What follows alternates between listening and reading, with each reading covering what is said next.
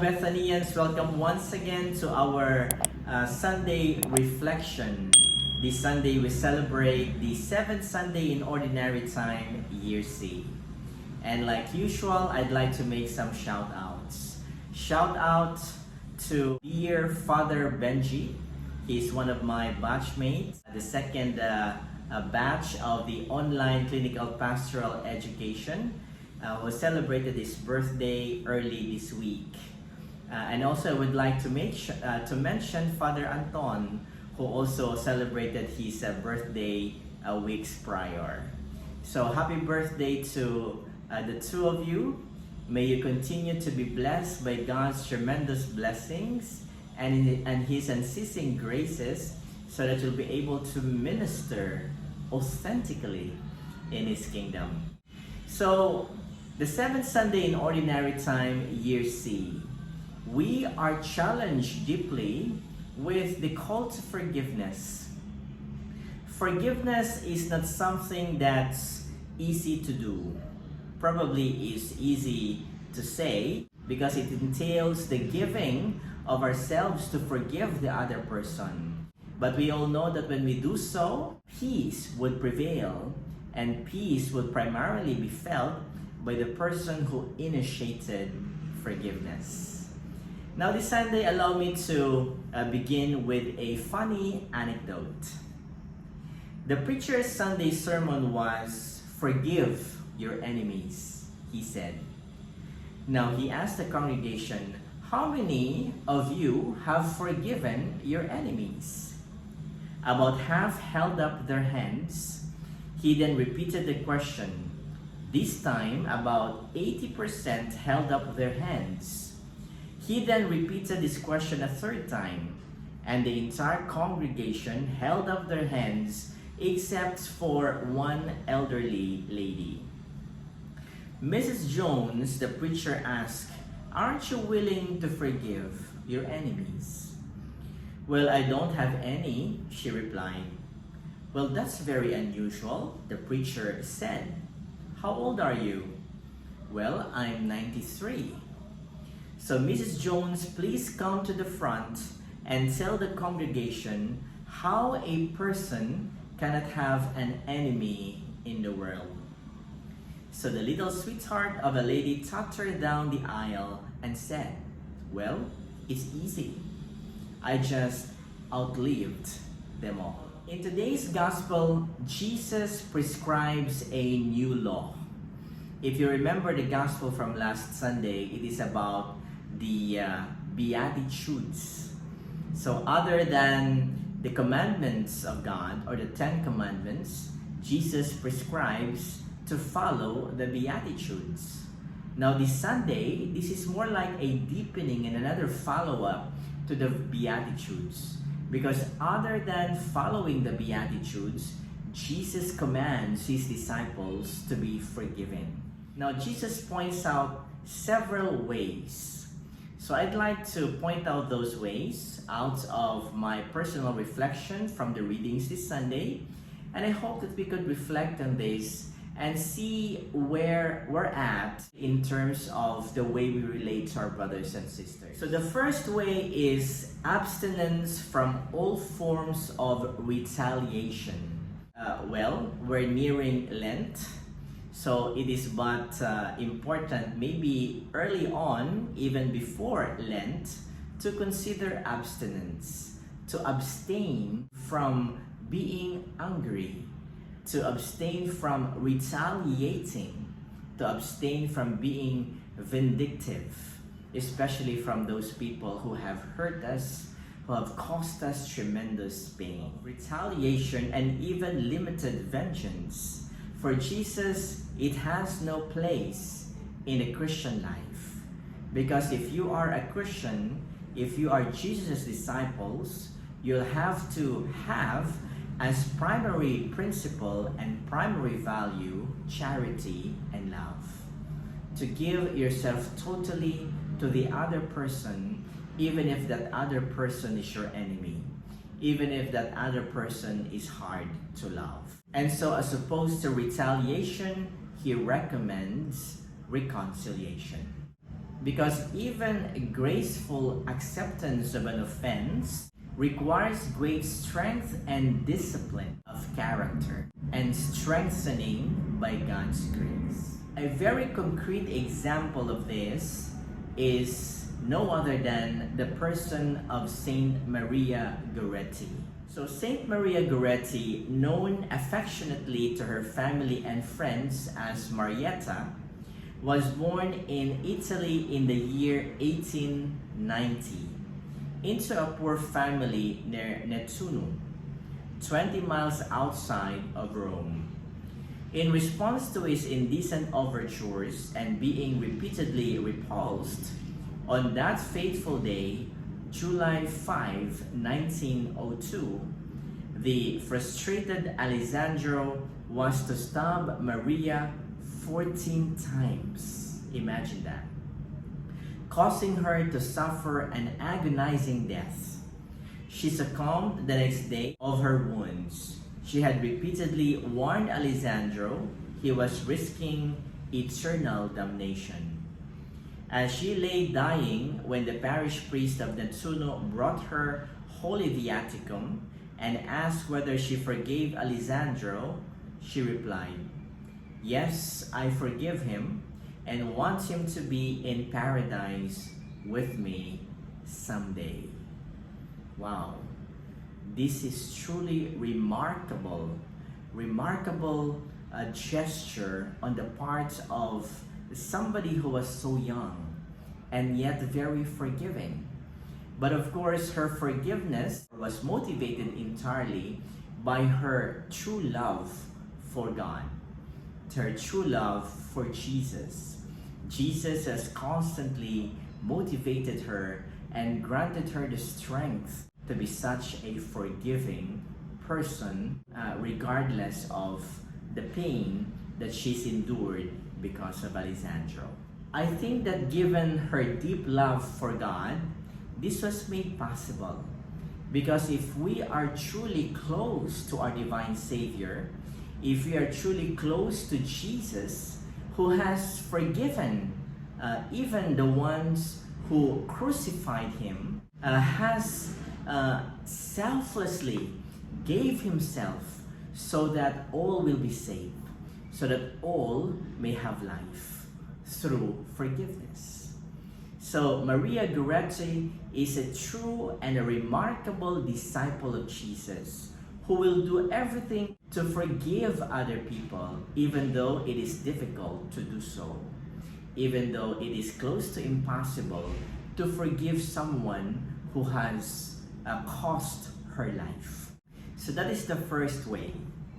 The second way is graceful acceptance of the offense by loving the offender instead. Loving the offender instead.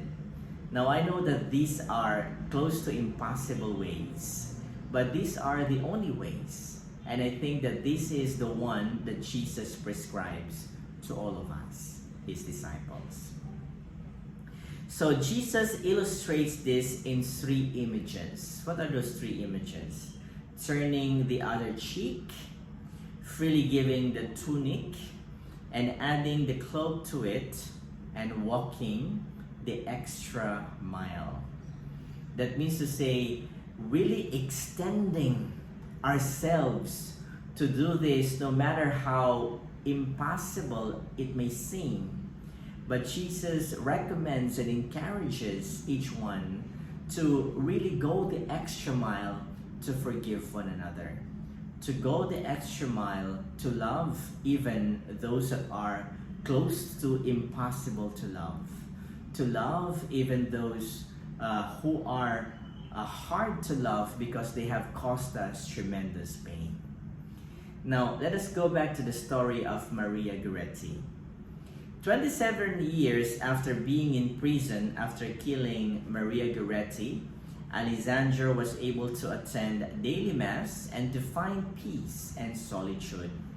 He was to visit Assunta Goretti, Maria Goretti's mother, whom he had last seen 31 years before at his trial.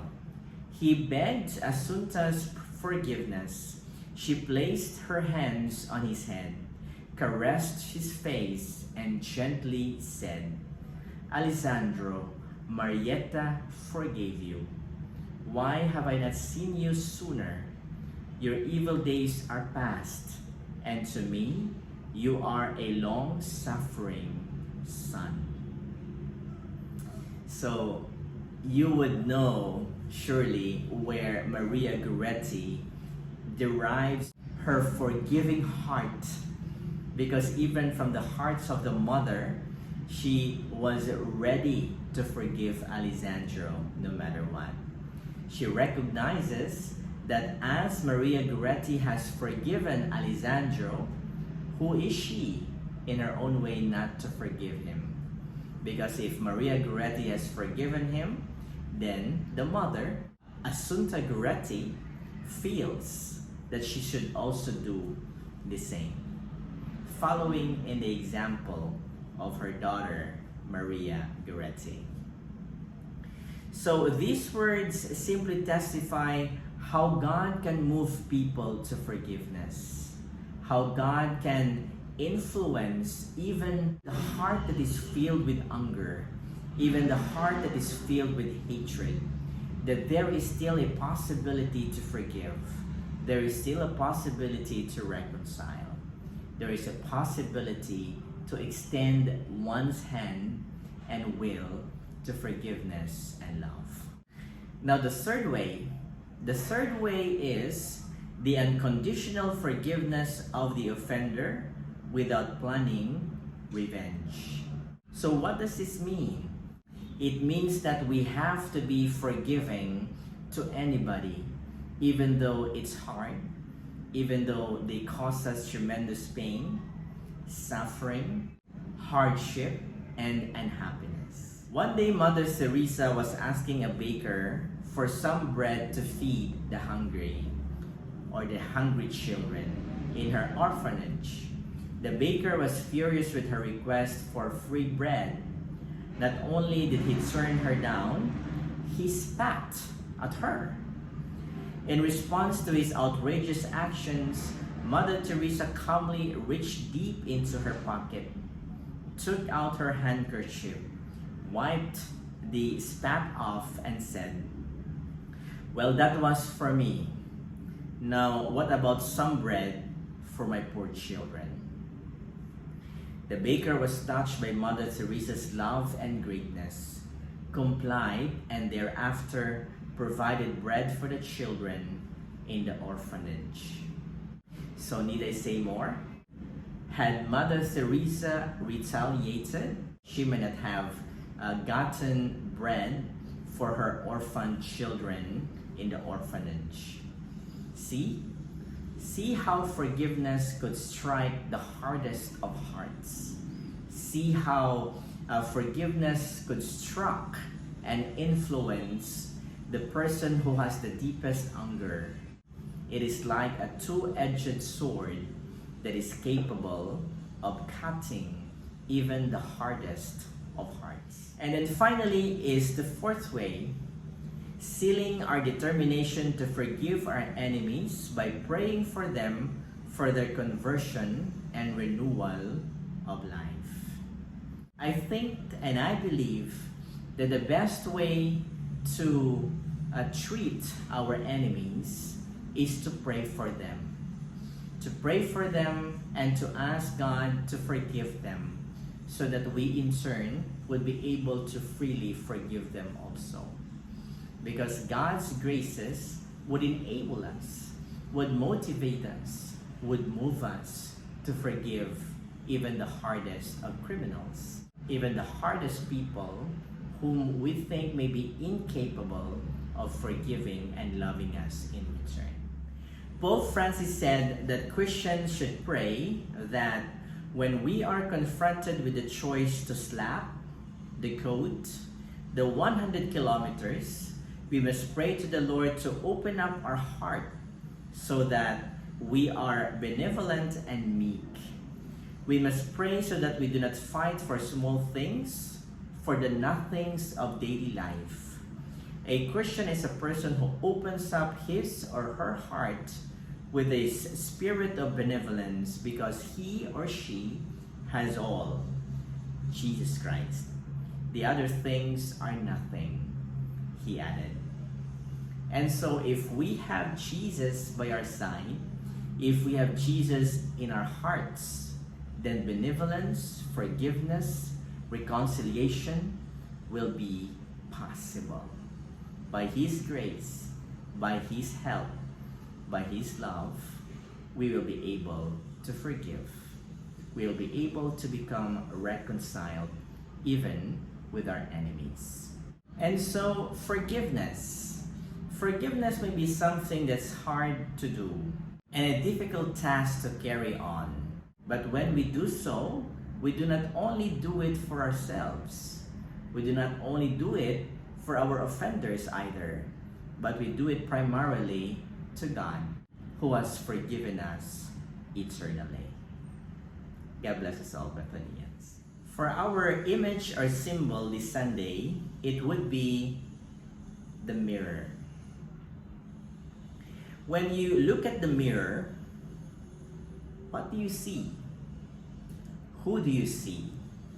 Well, of course, you're going to see your personal image, the reflection of you. The image and the mirror are external image of us. You will be able to see, of course, your hair, your head, and whatever is reflected in the mirror. But as disciples of Jesus, when we look at the mirror, we should be able to see a reflection of God. A reflection of God who is all-powerful, who is all-loving, and who is all-forgiving. A God who has forgiven us all. A God who became one like us, except sin. And He became one like us in order to give us life. And that was made possible initially by His forgiving heart. He has forgiven all of us, and in that forgiveness brought us life and salvation.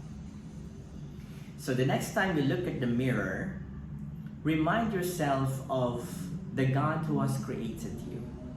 Remind yourself of the God who is loving, the God who is forgiving, the God who will always and will never cease to love you for always. Till next time, Bethanians, God bless us all.